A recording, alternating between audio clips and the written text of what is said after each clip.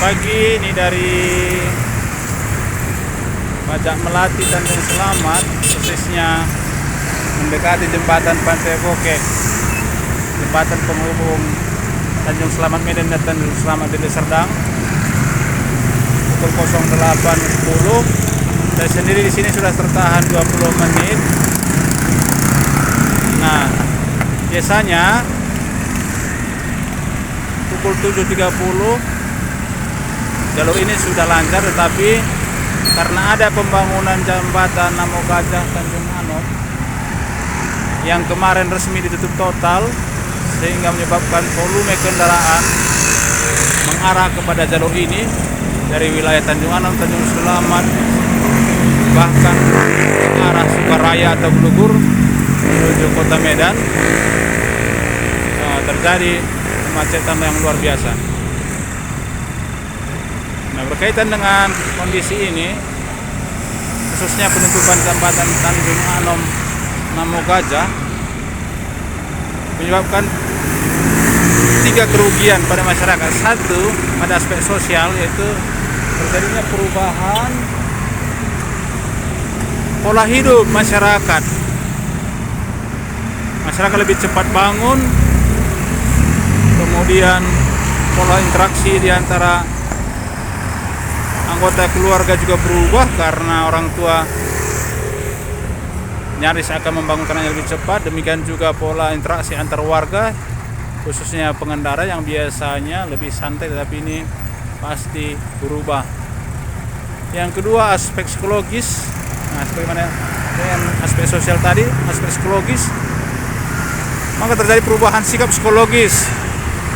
Di rumah misalnya mak-mak atau orang tua pasti akan naik tensi atau tekanan darahnya ketika membangunkan anak, karena kurang lebih anak harus dibangunkan setengah jam lebih awal dari jadwal biasa, khususnya di daerah Tanjung Anom misalnya, untuk meminimalisir terjadinya kemacetan di jalan.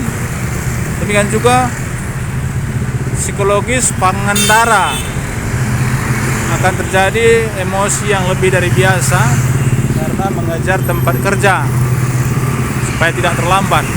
Ini sangat luar biasa dampak psikologisnya kepada warga pengguna jalur atau jalan ini.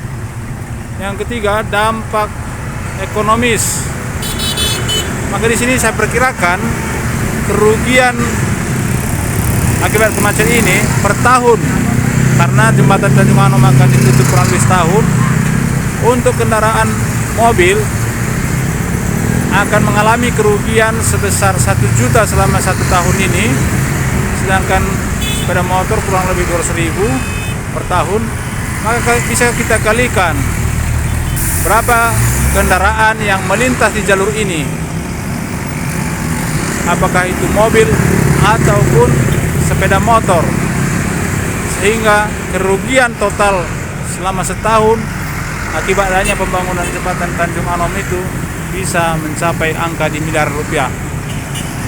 Nah, terhadap 3 hal ini, dampak yang saya utarakan tadi, selain dampak-dampak lainnya, maka saya mengkritik kebijakan pemerintah.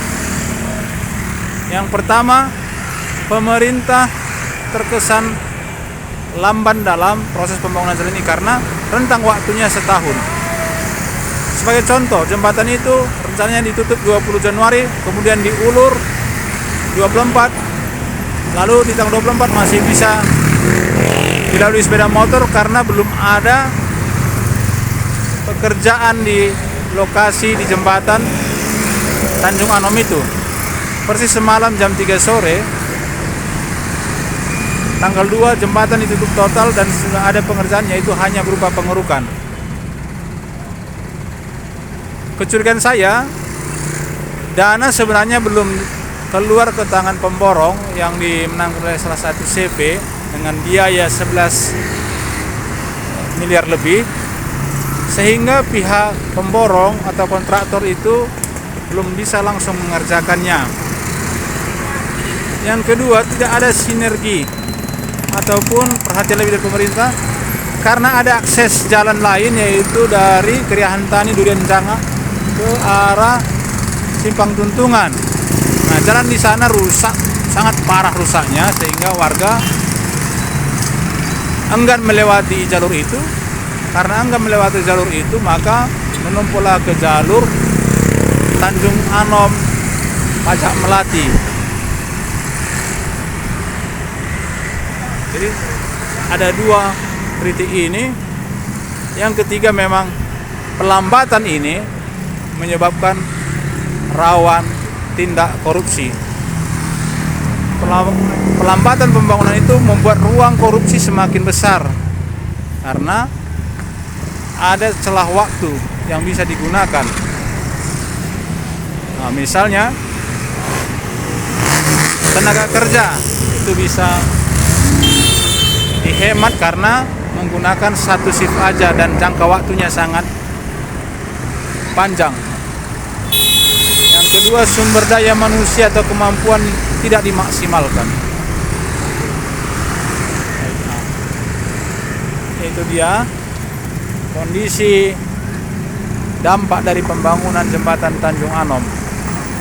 Lebih dari itu, memang kita apresiasi ada pembangunan jembatan itu, tetapi nampaknya pemangku kepentingan masih setengah hati untuk memperhatikan pembangunan ini.